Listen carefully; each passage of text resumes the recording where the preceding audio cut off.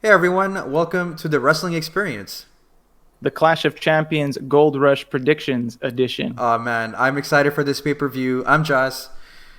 I'm Johnny. I can't believe I didn't stumble saying Clash of Champions Gold Rush Predictions That episode, was a but mouthful. That was a mouthful. And if you guys do listen to us on YouTube, make sure to hit the subscribe button. Make sure to hit the notify bell to find out whenever our videos are available. And if you're listening to us in audio format, make sure to subscribe and like and even rate our podcast. So, great. Oh, yeah, of course. Clash of Champions, I cannot believe that they were able to fit all of the titles. I had my doubts. I'm not going to lie. I've been saying, I'm like, where are they going to get all these feuds? But they did it. We have 9 matches on this card. One match is, according to this source, is a pre-show match that's already been confirmed. So Your I guess we'll source is start there. Wikipedia. Come on now. Wow. That is so unprofessional. Are you even a real journalism? Well, clearly I didn't go to journalist school for my journalism. I went to Kayfabe News, actually, to Oh see my this God. list, but okay. Okay, so this is a predictions episode, so we're going to jump into these 9 matches. The pre-show match is Asuka versus Zelina Vega. Who you got? Well, before I start, I like to say that usually I tend to have my rational prediction and what my heart wants. Sometimes they're different, sometimes they're the same. This match, I predict Asuka will retain. The fact that it's on the pre-show is kind of a spoiler in and of itself. I don't expect Zelina to win. I don't expect a title change during a pre-show, and this feud was very much thrown together last minute. I expect it to be pretty entertaining nonetheless, but in terms of the outcome, Asuka's winning, retaining the title. You? I agree with you. I think Asuka is going to be retaining this title with ease. I do like the fact that Zelina Vega is getting more of an opportunity, but I can't wait for the EST of the WWE to kind of face off against Asuka and show what she's all about.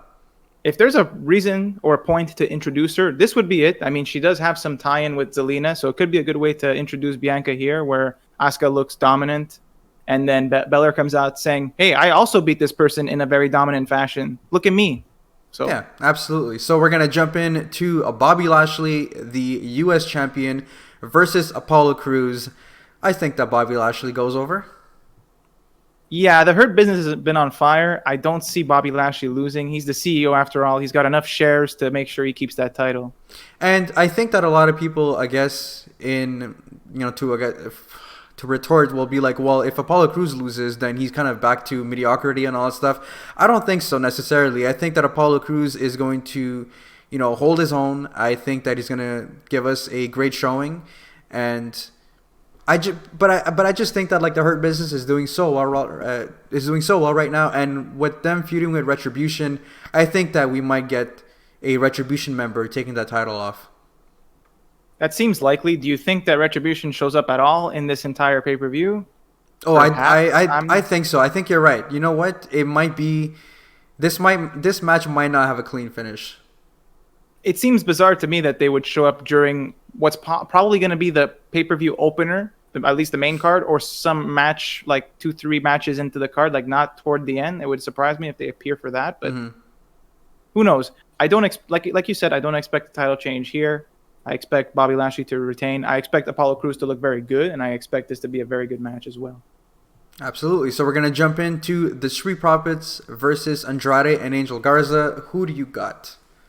Well, I'm going to say that I think Andrade and Angel are taking it this time, because otherwise, what is the Ooh. point? What is the point of this? Why am I seeing this again? I think that without Zelina, maybe beating each other up was some lethargic experience where they feel like much closer and their bond has improved, and they might pull one off here out of nowhere and an unexpected victory.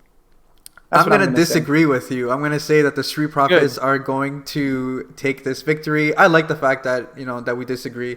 I think that it kind of adds more excitement to the show and makes the show not so predictable. But I think that Andrade and Angel, and this is more I'm going with my heart. I really want Andrade to be a single star more than a tag team champion.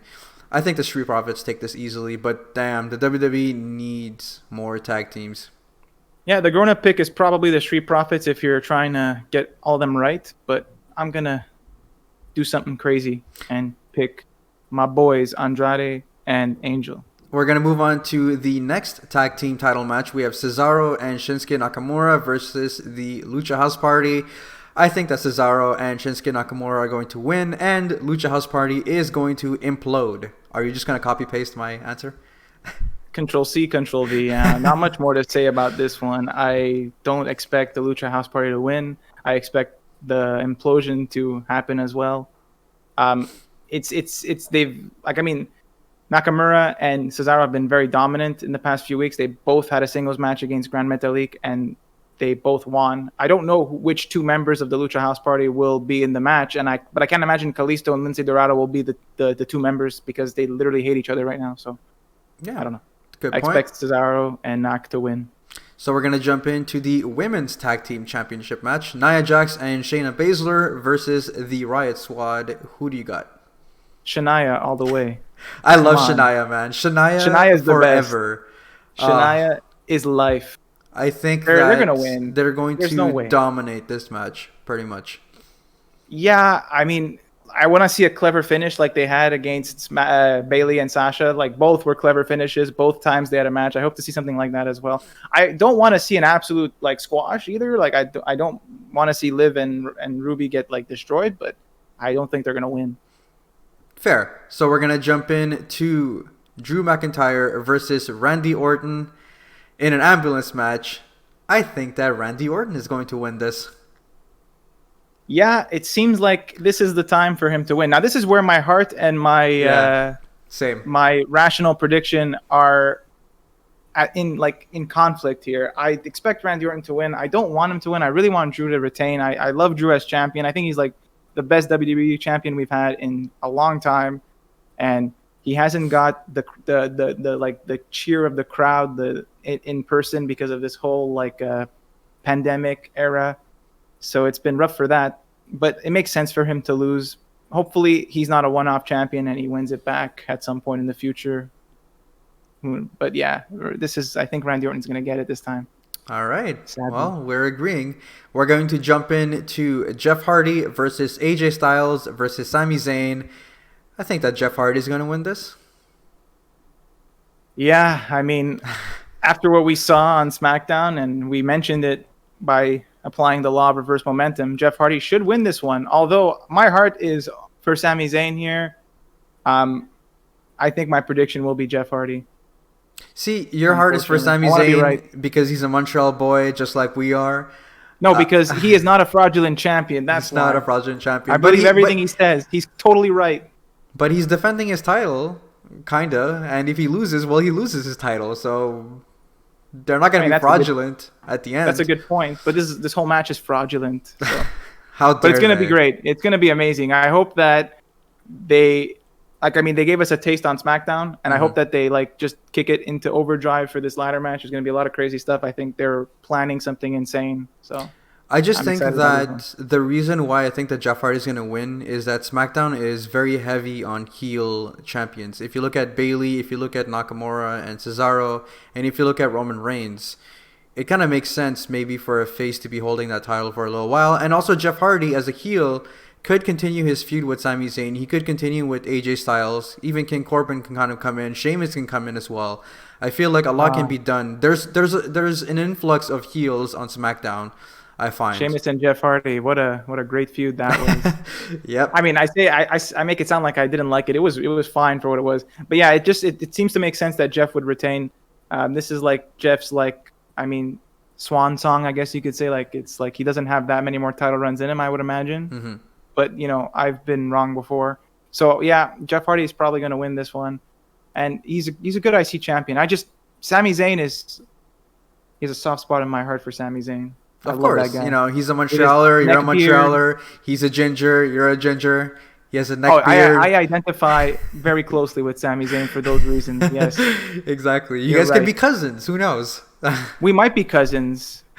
Not like the next cousins, but I don't want to talk about this match before we talk about the other match. So that would have been a good segue if only there wasn't a SmackDown Women's title match to talk about before. So we do have Bayley versus Nikki Cross. Who do you got? Yeah, I got Bayley. I had some hope that maybe Nikki Cross could come out be the champion here due to maybe Sasha interference and whatnot, any shenanigans. But like, I just think Bayley is going to win. Sasha versus Bayley is probably going to be for the title. Yeah, I agree with you as well. I think that Nikki Cross is going to show up. I think she's going to kind of put in a really great fight, but Bayley is going to be the winner. Now, is Bayley going to win cleanly? Is she going to basically use a chair and kind of do to Nikki Cross what she did to Sasha? That could be interesting as well. It could be a nice twist, and it would also protect Nikki Cross. But clearly, we all know where this is going. Bayley is going to be facing Sasha Banks, and I do feel that this feud needs the title. And I think that Sasha is the person to take this title off Bayley after 300 plus days as SmackDown Women's Champion.